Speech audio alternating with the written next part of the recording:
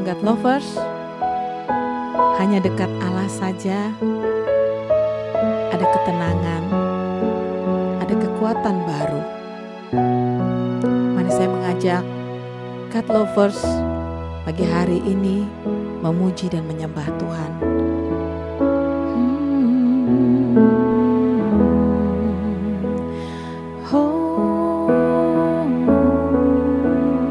Hanya dekat Allahku, rasa tenang hatiku, Kau sertai jalanku sepanjang hidupku.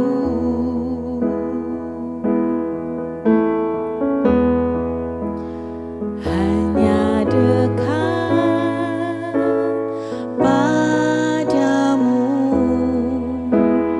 ada kekuatan baru. Kaulah perlindunganku, keselamatanku.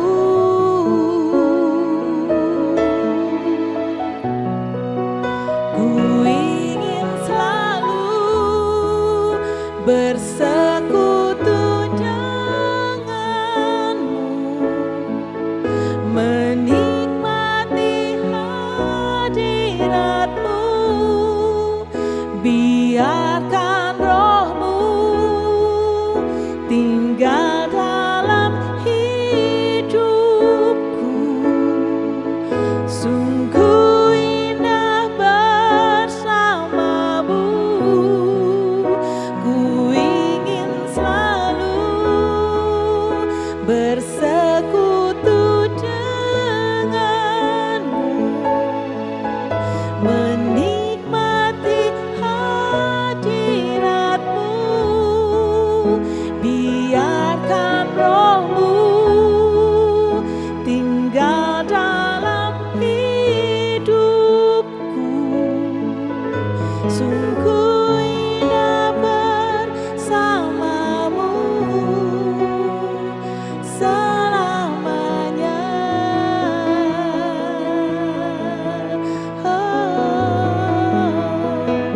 Selama-lamanya ku mau tinggal bersamamu, dekat bersamamu Allahku. Ada kekuatan baru, oh Tuhan. Kami mau dekat kepadamu, hampiri tatamu Tuhan. Oh Yesus Tuhan, terima kasih buat segala hal dalam hidup kami. Terima kasih Bapa. Oh biarlah rohmu tinggal dalam hidup kami Tuhan. Oh terima kasih, terima kasih. Oh, ku ingin selalu bersekutu denganmu, menikmati hadiratmu. Biarkan rohmu tinggal dalam hidupku. Sungguh indah bersamamu. Ku ingin selalu bersekutu denganmu, menikmati hadiratmu.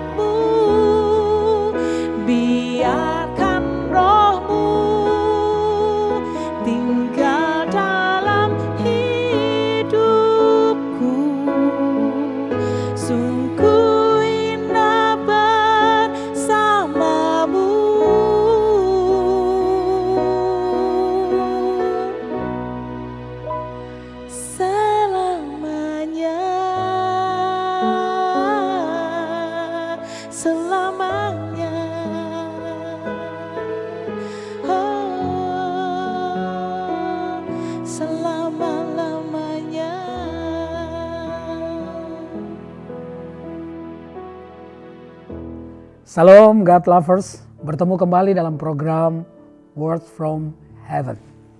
Mari kita buka Alkitab kita, Yosua pasal 2 ayat yang ke-8 sampai ayat yang ke-10. Tetapi sebelum kedua orang itu tidur, naiklah perempuan itu mendapatkan mereka di atas soto dan berkata kepada orang-orang itu, aku tahu bahwa Tuhan telah memberikan negeri ini kepada kamu dan bahwa kengerian terhadap kamu telah menghinggapi kami dan segala penduduk negeri ini gemetar menghadapi kamu. Sebab kami mendengar bahwa Tuhan telah mengeringkan air laut Teberau di depan kamu ketika kamu berjalan keluar dari Mesir, dan apa yang kamu lakukan kepada kedua raja orang Amori yang di seberang sungai Yordan itu, yakni kepada Sihon dan Og yang telah kamu tumpas. Silsilah Yesus Kristus atau nenek moyang daripada Tuhan Yesus, salah satunya adalah Rahab. Saudara-saudara yang terkasih di dalam Tuhan, Rahab adalah wanita Yeriko. Alkitab berkata bahwa Rahab itu punya tempat semacam losman, semacam penginapan. Dan saudara-saudara yang terkasih di dalam Tuhan Yesus, ketika ada dua orang yang diutus untuk mengintai kota Yeriko yang akan diserang, saudara-saudara yang terkasih dalam Tuhan, lalu ketahuan ternyata oleh raja bahwa ada mata-mata yang masuk ke kota mereka. Dicari-cari saudara-saudara yang terkasih di dalam Tuhan dan datang ke rumah Rahab. Tetapi Rahab menyembunyikan dua orang pengintai ini. Dan ketika saudara-saudara yang terkasih pintu gerbang dibuka karena tentara-tentara dari Yeriko ini, Raja Yeriko menyuruh mereka mencari, dan setelah mereka jauh, maka Rahab kemudian dia naik ke atas dan mengatakan hal yang tadi kita baca. Luar biasa, seorang wanita, saudara-saudara yang terkasih, yang dia sangat akrab atau erat dengan namanya pelacuran mungkin saudara, karena dia punya tempat penginapan yang dipakai oleh orang-orang. Saudara-saudara yang terkasih, tapi wanita ini dia punya hati yang memutuskan untuk melekat kepada Tuhan. Sehingga dia bilang sama kedua pengintai itu sebelum dia melepaskan mereka, bahwa di antara mereka orang Yeriko sudah terdapat kengerian terhadap kalian orang-orang Israel. Karena kalian punya Tuhan yang luar biasa. Ada satu kata yang dia ngomong di dalam ayat yang ke-11. Dia berkata, ketika kami mendengar, tawarlah hati kami dan jatuhlah semangat setiap orang menghadapi kamu.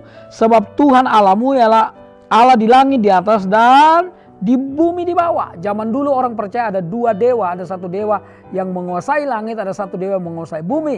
Tapi Rahab bilang sama kedua pengintai yang diperintah oleh Yosua bahwa Allahnya orang Israel, Allah yang menguasai langit dan menguasai bumi. Artinya Allah yang lebih berkuasa dari dewa-dewa, dari kekuasaan apapun.